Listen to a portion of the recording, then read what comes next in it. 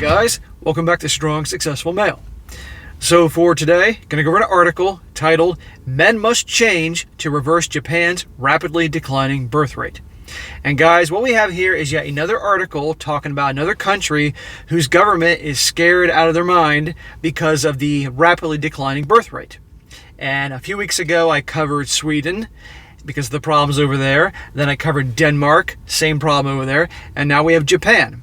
Now, I've been paying attention to Japan for a number of years now, and this problem has just been continuing on and on. They have more and more of an aging population, but yet their younger population, they're simply not having children like they once did. Apparently, according to a chart, I saw the peak of the birth rate was in 1973, but has been on the decline ever since. Now, do we all really think the Japanese government gives a crap how much hooking up is going on with their citizens? No, but they do care about birth rates, because they need future babies to grow up and to become consumers to help continue to grow the economy, as well as to have, all equally as important to them, future taxpayers to pay into the system to help support the elderly population. So, to no surprise, lots of efforts has been done around the world by different countries to give incentives for people to have children, and some are outright laughable. Right? But what we have here is, as it says in the title, that it's men must change to make this happen. The blame is being put on men. Imagine that. Now, again, why is it that so many more and more people are not having children as much? There could be a lot of answers to this question. One could be that simply people don't have the disposable income as they once had, so it's more expensive to have children. Definitely, at least here locally in Massachusetts, it's a higher cost of living than other parts of the country. And I know people that would have had another child, but between their student loans and things like that, it's obviously an issue. Then one could argue about maybe lower testosterone levels due to the environment, food, things like that. That's another fair argument. Then there's the one that I like to stick to constantly: the impact of the feminist movement. The impact of having, through media, television, movies, all that, conditioning women to behave more like men and men to behave more like women. They're not as attracted to one another, and so simply not as interested in hooking up as much, okay? Because no guy is attracted to a woman that behaves like a man, and there's more and more of that in today's world. And also because of this, more and more guys are opting out of getting married because they see how these, not just here in the United States, but all around the world, and it's worse in other places, the deck is truly stacked against guys. So it's like, why would they do that? So less guys are marrying, there's less children being born, etc., etc. But this particular story here, we're going to go into, let's be honest, let's blame men, because it's men's fault that simply less babies are being born. It's ridiculous. So, but anyhow, I went on long enough here, so I'm going to get into the article right now. And it says here, starts off, at work and at home, it is crucial for men to do their share. So they get right into this right away. At work and at home.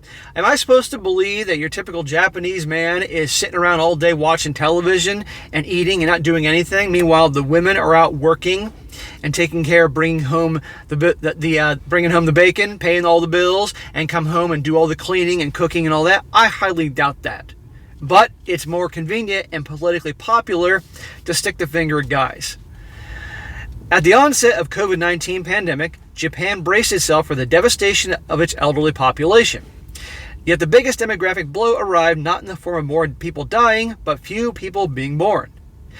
Extrapolating the latest government statistics from January to March, Japan can expect 80,000 fewer babies this year, a 9.2% fall in the birth rate compared to 2020.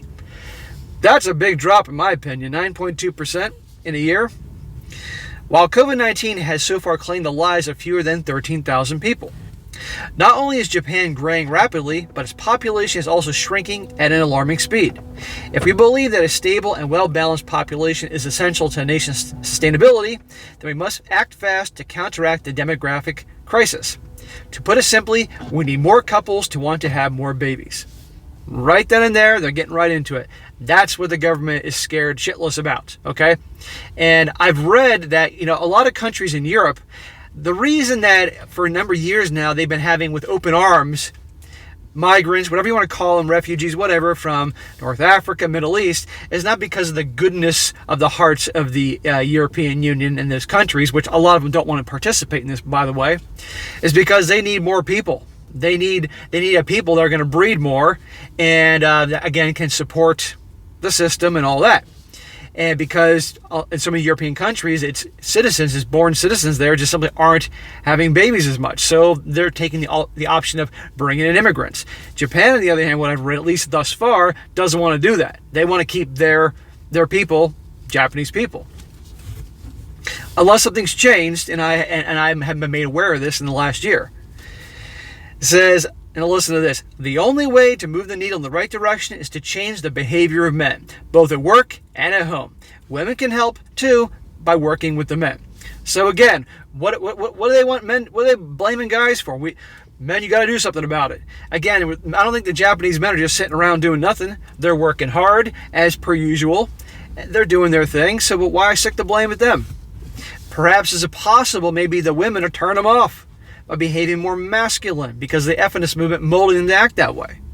Or there could be, again, other elements as well as not as much disposable income, higher cost of living, other elements there causing this problem. But nope, men, it's your fault. Men, you need to man up and start having babies. A low birth rate is not unique to Japan among the world's developed countries. The reasons behind falling birth rates are complex, involving feelings about the future, the desire to couple with a long-term partner, and how much time, money people have at their disposal. See, right then and there, money at their disposal, ideas about the future, and, as I said, the desire to couple with a long-term partner. Well, if, again, a lot of guys are realizing, hey, it's not in our interest to get married, given the environment, they're not going to do it. And if they're not getting married, the odds are they're not going to have babies. Or also the feminist movement, more and more women acting masculine, acting like a bunch of, masculine Marine Corps women, turns guys off.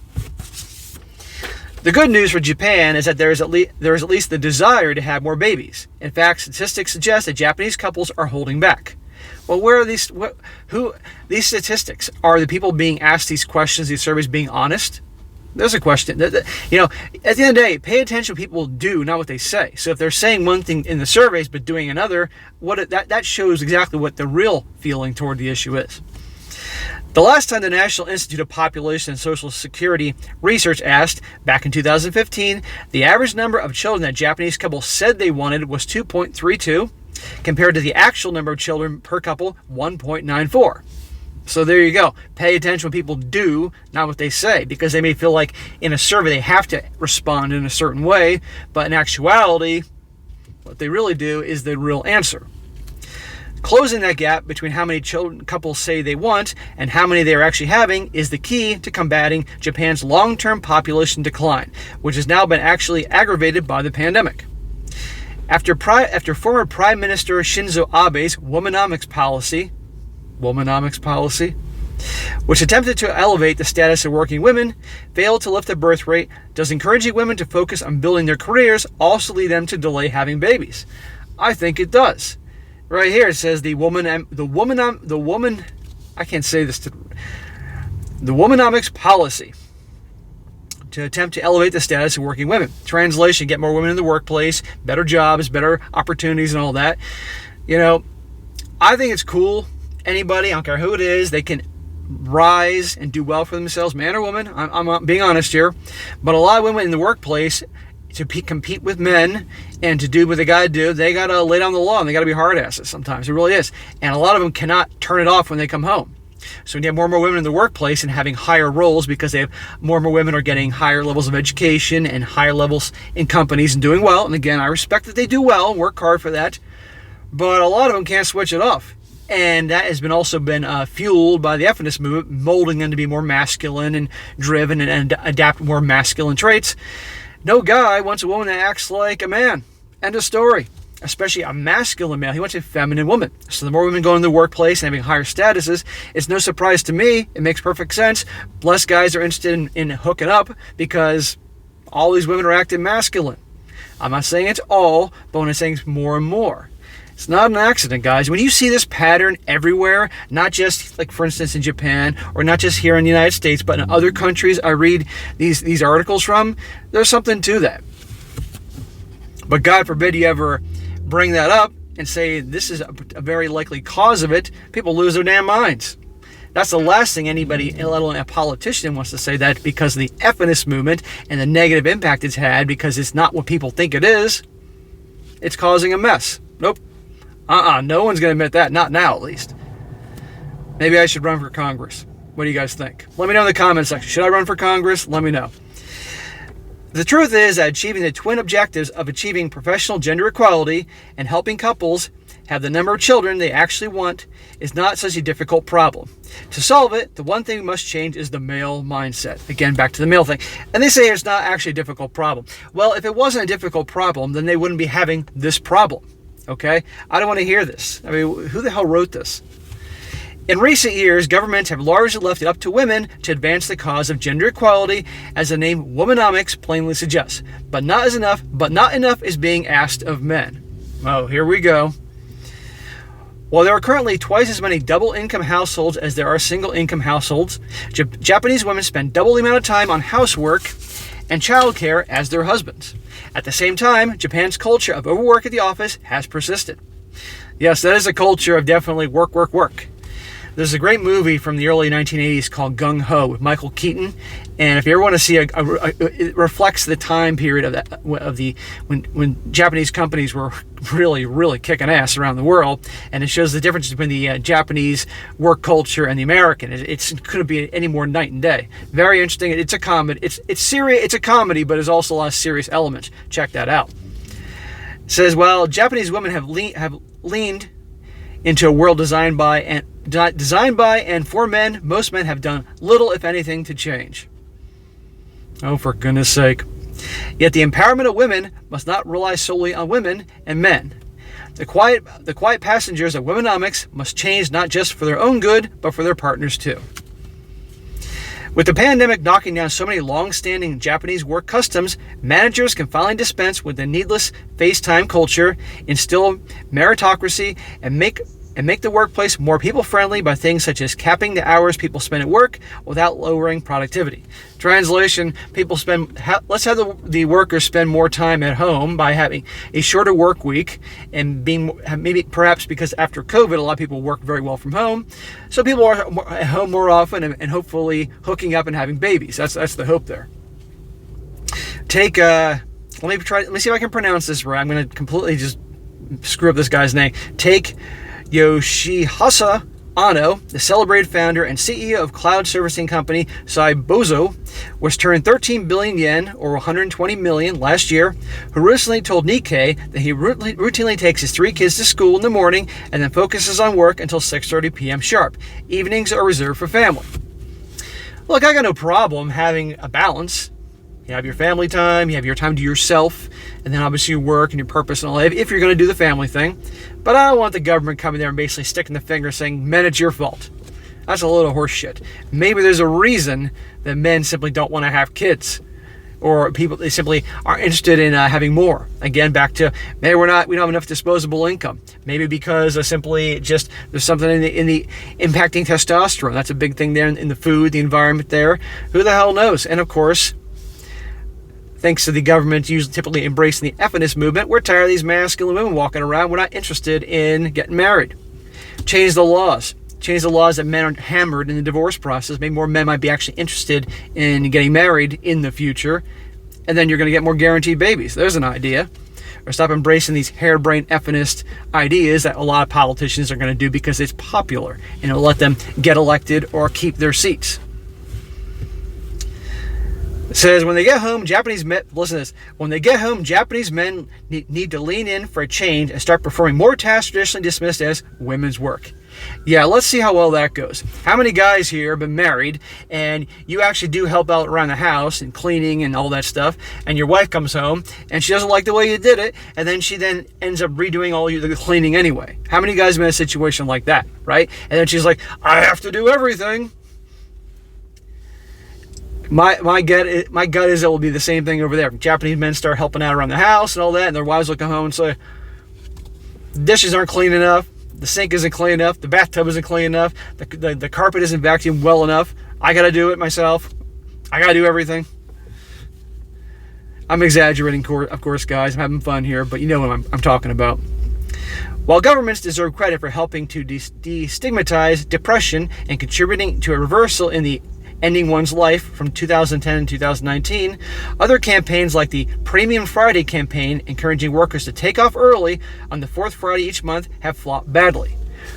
Imagine that. So these things done by the government to try to get people to go home and breed aren't exactly working out very well. So now they're going to try to shame men. Imagine that. A campaign encouraging husbands and fathers to chip in more for housework and childcare would surely win the support of women. See, right there, we're getting back to politics here. The end goal is not to reverse the clock on gender equality, but enable Japanese women to have more fulfilling careers and family lives. And that includes having babies before it's too late, without sacrificing your career. This will happen only if men are willing to change. Again, back to men. Well, maybe the problem is that so many women have changed and have embraced the feminist movement and become more masculine. Maybe that's a problem, but nobody's going to address that, so we got to stick it to guys. COVID's biggest impact in Japan so far is that, compared with the pre-pandemic forecast, it has drastically accelerated the declining birth rate. The 780,000 children expected to be born this year in Japan is equivalent to the pre-COVID estimates predicted for the year 2035, forwarding the clock of Japan becoming a childless dystopia. A quiet crisis surrounds us. It is now or never to snap out of the male coma of inaction. Snap out of the male coma of inaction. So there you go, guys. Once again, government's getting involved. Government's panicking because not enough babies are being born. Like I said in the beginning of this video, it isn't just, like when I did the article on Sweden a few weeks ago, or the article on Denmark a few weeks ago. Now we have Japan, and it's happening here, and you're going to see more and more of this going on. I am waiting for the bachelor tax. Not just like here in the United States, you got the tax classification: single, married filed jointly, head of household, married filing separately. I'm waiting for the bachelor tax. There'll be like an additional category or something that slapped on for guys that aren't getting married. I'm just waiting for it one day. It depends on, obviously, what political party's in power, but I'm just waiting for that, or at least I'm waiting to hear that somewhere in this world. It's coming. But anyhow, guys, yeah, another example of government's desperate. But hey, at the end of the day, more guys are saying, I'm not doing this. It's not in our benefit, given the laws in regards to marriage. And obviously, less marriages, less babies. Change the laws, make the laws more beneficial towards guys in the divorce process and all that. Stop making it all, pretty much the deck stacked against us. And let's stop embracing the harebrained BS ideas of modern feminism, because it has nothing to do with equality. It's all about bashing men and trying to change the genders, make girls behave more like boys and boys behave like girls. And is it any wonder that none of them want to have anything to do with each other? They're not attracted to one another because there's no polarity. Okay, there's an idea. But until then, it'll be easier just the government's come up with these harebrained ideas to get people to breed, or if that doesn't work, shaming tactics on men. Because God forbid if they would ever do the same thing and the opposite, and a shaming attempt towards the ladies. Not a chance in hell, but it's easier towards men. So, all right, guys, thought you'd find this interesting here on Monday. Be sure to comment down below. Let me know what you think about this, and be sure to like the video, share with your friends, and subscribe. And I'll catch you next time.